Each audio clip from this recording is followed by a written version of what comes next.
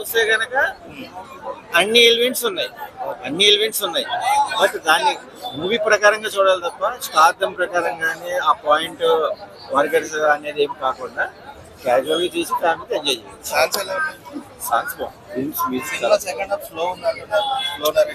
అంటే first half లోనే ఒక మైనస్ ని రివీల్ చేశారు, బట్ సెకండ్ హాఫ్ లో దాన్ని ఫుల్ఫిల్ చేయాలంటే అది బిజినెస్ ప్రకారంగానో గ్రోత్ ప్రకారంగానో ఒక క్లారిటీ వస్తుంది. బట్ ఇద్దరు లేడీస్ యొక్క ఎమోషన్స్ ని క్యారీ చేయాలి.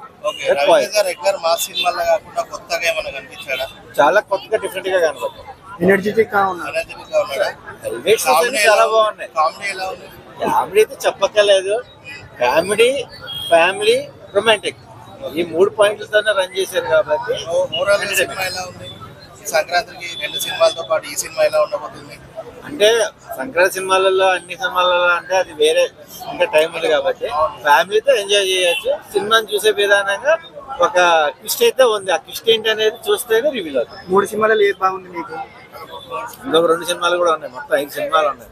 ఇప్పటి వరకు చూసి ఆడియన్స్ ఏంటంటే మూవీకి వెళ్ళామా, మనకి ఏం కావాలా, ఆ మీకు నచ్చిన రివీల్ చేసుకున్నాం. మీకు నచ్చిన సినిమా దీంట్లో మెగాస్టార్ గారి మూవీ దాన్ని కొట్టేది ఏమి ఉండదు కదా. టైం పాస్ సినిమా అయితే రవితేజది, బెల్లంగోల సినిమా అయితే చిరంజీవిది, అందాల దేవతలు చూడాలంటే రాజేశాం. మీ ఇష్టం వచ్చే సినిమా ఊరిగా నాకైతే రాజేశాం. ఎందుకంటే అందులో రమ్మ ఊరసి మేనక ఉన్నది, అందాల దేవతలు ఉన్నది, చూస్తాడు చూడదు. అంత అందం వీళ్ళకి లేదు, అంత అందం లేదు, నార్మల్. 5 సార్లు చూసినా బోర్ కట్టలేదన్న, రోజు ఒకసారి చూస్తాం సినిమా. రవితేజ నా డైలాగ్ వాడిండు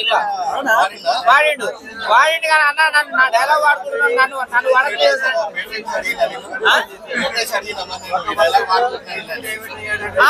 నెక్స్ట్ సినిమా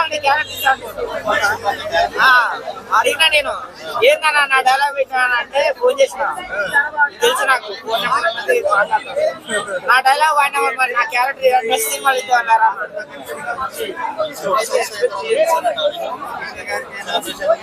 నేను రిక్వెస్ట్ చేయను, డిమాండ్ చేయను అంతే. మన పని మనం చేసుకుంటాం.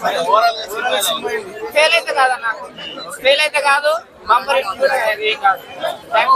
ఎంత రేటింగ్ ఎంత ఇస్తారు? ఆయన పెట్టే పెట్టుబడికి అయితే నష్టం లేదన్న. రేటుకు 5 కదా మీకు, 5కి 25 ఇవ్వచ్చు. అందాల దేవతలు చూడాలంటే రాజధాని అంతే.